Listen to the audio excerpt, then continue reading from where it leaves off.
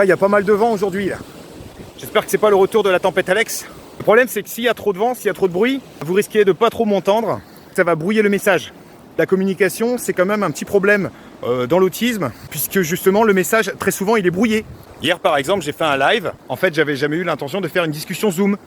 Et les gens ils me demandaient, c'est quoi la différence entre un live et une discussion Zoom? Ben, le mot discussion tout simplement.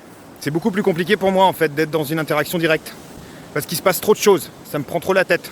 Alors que dans le cadre du live que j'ai proposé, au moins j'avais le temps de lire les questions qui étaient écrites, j'avais le temps de m'en imprégner, de les intellectualiser, de façon à proposer une réponse qui soit le plus adaptée possible. Et je crois que quand j'ai annoncé que je voulais faire du live papotage, ça a été mal interprété. C'est mon drame, les interprétations. À la fois la manière dont les autres interprètent ce que je dis, et à la fois dont moi j'interprète ce qu'ils disent. Il y a souvent des biais, des hiatus. Moi quand je communique c'est assez direct. Et je me figure parfois que les gens sont dans ma tête et je comprends pas pourquoi ils prennent mal. Ce qui fait qu'en général, quand je veux exprimer une idée, soit je la sors d'un coup, de manière très brute, et ça peut être dérangeant, soit je suis obligé d'emprunter des chemins détournés pour bien positionner les choses, pour bien clarifier, pour être bien compris. En général, je passe par des détours, mais au final, ça embrouille l'interlocuteur plus qu'autre chose. C'est un peu chiant. Et parfois, dans une conversation, je prends les mauvais indices. Je mets le focal au mauvais endroit. Par exemple, dur au boulot, il y a une collègue qui avait envie de parler d'un sujet, et pour étayer son sujet, elle a utilisé un exemple qui n'était pas valable, qui pour moi n'était pas cohérent, qui ne tenait pas la route. J'ai bloqué sur l'exemple.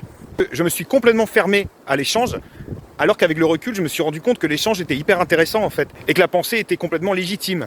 Mais sur le moment, j'ai tout fermé, parce que l'exemple n'était pas valable. Bloqué sur les détails. Mince. Et c'est quand même problématique cette histoire, parce que dans une discussion, je tiens compte uniquement de ce qu'on me dit. Je me dis absolument pas qu'il y a une arrière-pensée ou un double sens. Ce qui fait que dans ma compréhension, il y a deux issues. Soit je comprends de travers, soit je prête des intentions aux autres. En gros, ce qui se passe, c'est que quand quelqu'un énonce une idée, moi je prends en compte les mots, les phrases qu'il a dit. Je prends les choses de manière brute, sans les positionner dans un contexte, sans leur attribuer des états émotionnels, et je me crée une réalité en fonction des éléments dont je dispose.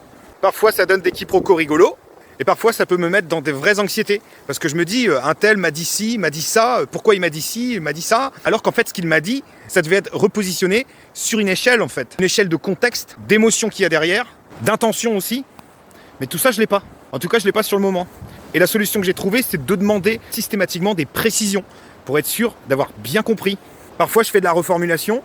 Parfois je fais de l'écolalie derrière. Même si ça s'oriente dans la volonté de m'imprégner de ce qui a été dit. Mine de rien, ça fait partie de la communication. C'est-à-dire que l'autre, il va me confirmer quand je répète. Oui, t'as bien compris. Et ça, c'est hyper important de demander du feedback. Parce qu'on vit quand même dans un monde qui est bourré d'implicite. C'est pour ça que tout ce qui est théorie du complot et compagnie, moi, ça me passe au-dessus, en fait. Je me dis pas qu'il y a des intentions cachées. Et c'est ce qui me rend naïf et vulnérable aussi parfois.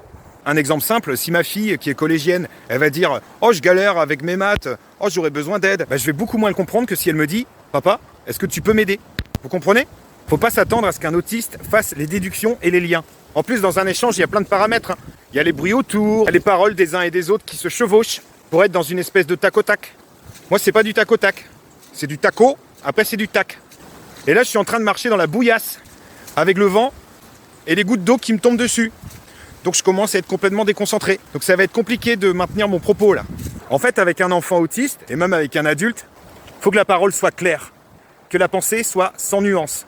Je préfère largement quelqu'un qui me dit sans filtre ce qu'il pense, qui est franc, quitte à ce que ça me vexe un peu, plutôt que quelqu'un qui me dit pas. Parce que celui qui dit rien, et qui suppose que moi-même je peux faire les liens, il laisse la relation s'installer dans une ambiguïté.